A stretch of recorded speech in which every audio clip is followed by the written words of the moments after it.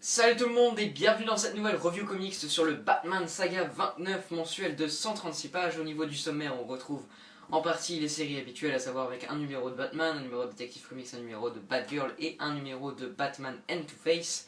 Et on retrouve en supplément un annual de la série Batman and Robin, donc le deuxième annual de cette série. Donc je vais d'ailleurs commencer par ce numéro, parce que comme d'habitude pour le Batman Saga, je commence par la fin du magazine, puis après je finis par Zero Year, parce que c'est tout simplement ce qui me prend le plus de temps. Donc j'en parle voilà, depuis le début, en fin de vidéo, parce que c'est le moment où j'ai le plus de choses à dire, on va dire. Donc Batman and Robin Annual numéro 2, scénario de Peter J. Tomasi, dessin et de Doug Mahnke et Patrick Gleason, donc ils dessinent ensemble. Graphiquement, qu'est-ce que je peux dire à part que c'est vraiment très très beau, comme le montre cette magnifique double page. Voilà, regardez-moi ça, c'est vraiment très très beau. Franchement, voilà, du très bon boulot de la part de ces deux dessinateurs. J'ai pas grand chose à dire, franchement. Si vous aimez les deux styles d'habitude, franchement, vous allez être ravis, je pense, sur cet annual. Moi, j'ai vraiment été très satisfait du boulot qu'ils accomplissent tous les deux. Voilà, on a vraiment de superbes planches. Voilà. Après, bon, les petits défauts, c'est que de temps en temps, il y a quelques expressions de visage assez ratées, comme celle-ci par exemple de Dick, assez étrange, mais bon. Dans l'ensemble, ça reste vraiment très beau de la part de ces deux dessinateurs. Ensuite, scénaristiquement, donc c'est un numéro qui va avoir lieu en grande partie dans le passé et qui va nous relater la première mission de Dick Grayson en tant que Robin. Donc voilà, franchement un très bon annual aussi en termes de scénario. Tomasi nous fait quelque chose de vraiment très bon à ce niveau-là. Plutôt classique, mais franchement ça marche très bien. Toujours aussi bien écrit de sa part, les dialogues sont vraiment très bons, ainsi que la caractérisation. Donc franchement j'ai rien à dire à ce niveau-là. Le scénario en lui-même je le trouve vraiment bon. Donc voilà, franchement du tout bon à ce niveau-là. Donc un très bon annual je trouve. La note que je mettrais, ça serait un bon 4 sur 5. On passe ensuite à Batman and Two-Face 27, donc en plein arc sur double face, avec Peter J. Tomasi au scénario et Patrick Gleason au dessin. Qu'est-ce que j'en ai à penser de ce numéro? C'est que c'est très bon. Clairement l'arc monte vraiment en puissance avec ce numéro. Jusque là c'était vraiment bon, mais là c'est vraiment excellent je trouve. Graphiquement Patrick Gleason est vraiment très bon. Il est vraiment au top de sa forme je trouve sur ce numéro. J'ai vraiment trouvé très bon. Il y a pas, franchement je vois pas trop de défauts sur ce numéro. Regardez-moi cette page par exemple, celle-ci. C'est vraiment magnifique. Voilà, les pages dans le passé c'est pareil, sont vraiment sublimes. Donc franchement, ouais, là j'ai vraiment pas grand chose à dire à ce niveau-là de la part de Gleason. J'ai pas retenu vraiment de page assez perfective, dans le sens c'est vraiment très maîtrisé de sa part. Regardez-moi ça, c'est magnifique, avec une case centrale, et tout autour on a les étapes du deuil de Batman, voilà, avec les différents personnages qui l'ont aidé à surmonter cela. Franchement excellent. Le scénario en lui-même c'est très bon comme j'ai dit. Voilà un arc sur double face vraiment très bon. Les passages dans le passé sont toujours très intrigants, etc.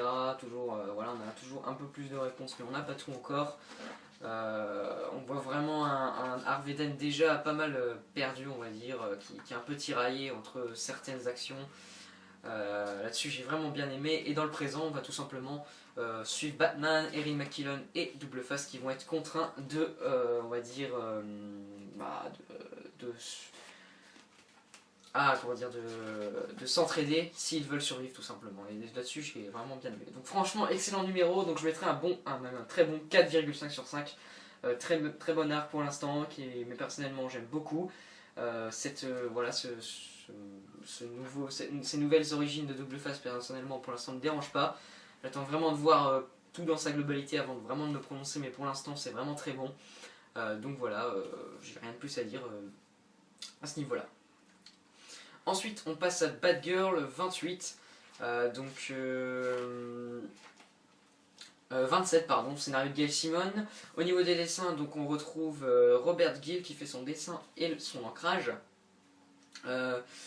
Donc à ce niveau là je trouve ça plutôt décevant d'ailleurs, surtout au début où je trouve l'ancrage vraiment pas terrible de sa part, donc c'est plutôt dommage. Peut-être qu'il aurait dû laisser faire un encreur tout seul plutôt que lui-même. Après voilà, c'est pas non plus catastrophique, mais je trouve vraiment assez bizarre des fois le trait du dessin, etc. Je le trouve vraiment bof, même si vers la fin je trouve ça se calme un peu et ça reste vraiment plutôt beau. Voilà, c'est sans être magnifique encore une fois, c'est plutôt beau dans l'ensemble, et voilà, on a vraiment quelque chose de plutôt correct, on va dire. Ensuite, scénaristiquement, donc en fait, ce numéro, alors je sais pas si c'est un tie-in parce que il est quand même pas mal impliqué, donc on va quand même dire tie-in. Donc c'est un tie-in à Gotopia, un arc qui est lancé dans Detective Comics, dont je parle juste après. Et donc, en fait, on se retrouve dans une ville, une ville de Gotham apparemment, où tout va bien, etc. On a une ville vraiment radieuse, la criminalité est au plus bas. Donc voilà, pas du tout la Gotham qu'on connaît en gros. Et donc elle va devoir arrêter tout simplement une femme qui commet on va dire voilà, j'arrive pas à trouver le mot, qui retient des otages, voilà, qui retient des otages, des enfants en l'occurrence. Donc voilà, bon petit numéro, bon complément à l'arc lancé dans le numéro juste que suivant.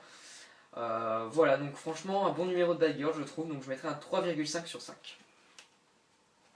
Ensuite, on passe à Detective Comics 27. Donc, après avoir eu tous les numéros complémentaires de ce numéro, on a, on va dire, le numéro principal, donc qui fait une vingtaine de pages comme un vrai numéro, avec l'équipe créative qu'on a l'habitude de voir sur la série en ce moment, à savoir John Layman au scénario et Fabok au dessin, donc Jason Fabok. Donc voilà, est-ce que j'ai besoin de dire que c'est magnifique? Non, je ne crois pas. Voilà, de toute façon, c'est pas j'en dis non. Voilà, c'est vraiment magnifique. Fabok est vraiment très très bon. Il nous fait un boulot plus que honorable sur ce numéro, c'est vraiment sublime. J'aime beaucoup voilà, les différents personnages redesignés en quelque sorte pour Gotopia. Voilà, on a Batman par exemple tout blanc, etc. Donc c'est vraiment intéressant à ce niveau-là. Scénaristiquement, ça commence vraiment bien cet arc Gotopia, je trouve. Donc comme je vous l'ai dit, voilà, on est plongé dans une Gotham où la criminalité est au plus bas. Ce serait apparemment la ville la plus sûre des États-Unis, un truc comme ça, j'ai cru lire. Donc bien évidemment il y a quelque chose de louche, hein. On se dit bien que c'est pas possible à Gotham, et donc au fur et à mesure du numéro on va apprendre qu'il y a bien quelque chose derrière tout ça. Je vous dis pas quoi exactement, etc. Mais c'est clair et net que bah, tout ça n'est pas forcément la réalité. Voilà, je vous montre juste ça, mais après j'en dis pas plus. Je vous laisse découvrir la fin du numéro, etc. Les retournements de situation, on va dire, bon, même s'il est assez prévisible, mais voilà. Franchement ça commence très bien, comme je l'ai dit, c'est sublime encore une fois.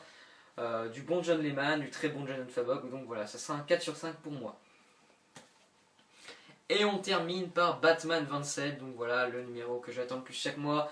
Donc scénario de Scott Snyder, dessin de Greg Capullo, ancrage de Danny Miki et colorisation de Placencia. Donc c'est la troisième partie du deuxième acte de Zero Year. Par quoi commencer? Allez, on va commencer comme souvent par les dessins. Bah voilà, c'est magnifique, c'est parfait à mon sens, j'ai rien à dire personnellement, c'est... Voilà, du début à la fin, je me suis pris une claque personnellement, chaque page est à tomber par terre je trouve, voilà, y a rien à acheter dans ce numéro je trouve graphiquement. Regardez-moi ça par exemple, cette page avec l'effet de déchirure de la cape, je trouve ça magnifique avec la colo Placencia qui est sublime, voilà, tous les jeux de couleurs par exemple avec la fumée, etc. Je trouve ça vraiment resplendissant, voilà, regardez ça ici. Alors oui, ça fait un peu fluo dans tous les sens, mais franchement ça marche hyper bien je trouve, et ça colle vraiment bien à ce qu'ils essayent d'instaurer. Bon, bien évidemment, hein, on a des fois des couleurs qui se calment un peu, comme ici, avec un ton beaucoup plus gris, etc. Mais voilà, c'est magnifique, Capullo est vraiment très bon, il nous fait, voilà, à mon sens, un boulot parfait. Et voilà, les supports, donc Danny Miki et Placencia, en rajoutent une couche et nous donnent quelque chose, à mon sens, de vraiment parfait du début à la fin. Donc voilà, franchement, au niveau des dessins, c'est magnifique, et j'ai vraiment rien à dire personnellement, et j'ai aucun défaut. Voilà, c'est à mon sens parfait. Je vous montre juste, je vais pas aller plus loin dans le numéro pour éviter de vous spoiler, mais je vous montre juste cette petite case, voilà, qui n'est pas sans rappeler une image de The Dark Knight Returns, voilà, avec un beau petit hommage de la part de Capullo et Snyder. Enfin, c'est encore une fois, regardez-moi cette case, c'est magnifique. Donc voilà pour les dessins dans l'ensemble, comme depuis le début c'est magnifique, hein, voilà, je pense que vous vous en doutiez, hein, de toute façon. Je pense que ça va pas changer jusqu'à la fin. Scénaristiquement, là c'est là où le point fait le plus débat, on va dire, même si la colo fait pas mal débat, mais là c'est clair et net, c'est ça qui fait le plus, on va dire, parler de lui. Moi personnellement j'aime toujours autant, donc c'est très très bon à ce niveau-là je trouve. Le scénario lui-même, sans trop en dire au niveau du scénario, donc on était mois dernier, Batman se retrouve assailli par la police à cause de l'homme mystère qui a donné des informations à la police, donc forcément quand le commissaire Loeb va avoir accès à ça, il va vouloir qu'une chose, c'est coffrer Batman et même le tuer parce que pour lui personne ne doit faire la loi dans sa ville, tout simplement. Bon, ça c'est un peu le discours habituel, mais voilà, c'est toujours bien fait de sa part. On a vraiment de superbes discussions, je trouve, entre Bruce Wayne et Gordon, ainsi que Bruce Wayne et Alfred, qui sont toujours écrits d'une main de maître de la part de Snyder. Voilà, avec toujours des dialogues excellents de sa part, je trouve. Voilà, on a une anecdote de Gordon, sans trop rentrer en détail, qui est vraiment très intéressante et nous montre vraiment un peu le Gordon quand même qu'on a l'habitude de voir, mais qui est à la fois un peu perdu aussi, et qui essaye de se racheter une conduite, même s'il n'a pas grand chose à se reprocher dans un sens. Et voilà, et après, la fin du numéro est géniale, je trouve. Ça va vraiment très très vite à ce niveau-là vers la fin, et ouais, ça promet du très très très lourd là, croyez-moi, pour le prochain numéro. Enfin, moi personnellement j'attends, mais alors là, avec très très grande impatience, la suite de ce Batman 27. Donc voilà, scénaristiquement, à mon sens, c'est du tout bon, c'est très bon. Le scénario lui-même, je le trouve excellent.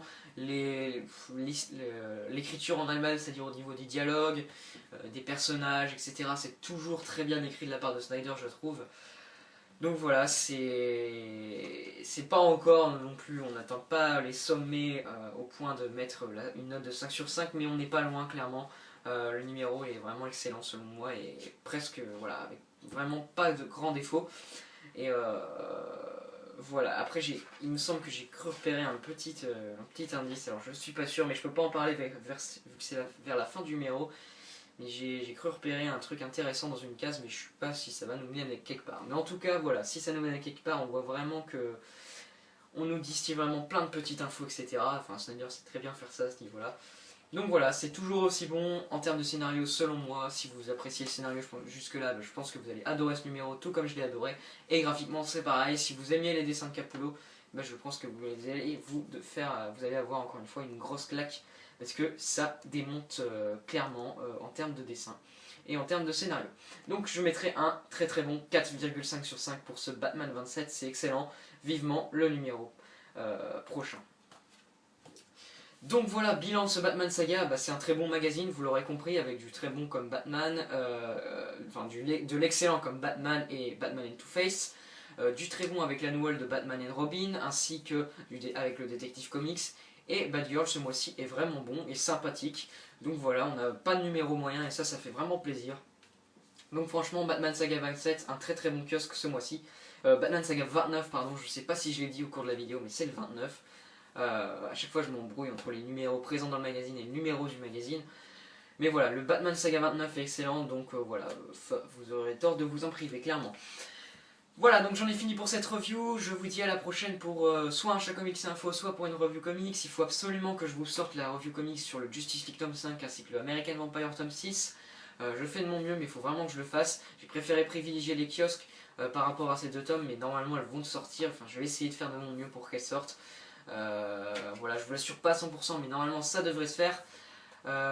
Sinon il y aura bientôt, je pense, une review de Batman tome 4. Alors je sais pas encore, en fait je sais pas encore si je la fais, ça sera peut-être un peu trop redondant avec ce que je parle dans les kiosques, étant donné que je vous saoule déjà je pense assez avec mon avis sur Zero Year en ce moment dans les kiosques, donc je sais pas trop si je vais le faire la review du tome 4. Je verrai, mais en tout cas voilà, moi je vous dis à la prochaine, soit pour une review comics de ce que j'ai énoncé, soit pour un achat comics et info. D'ici là, prenez soin de vous et à plus tout le monde.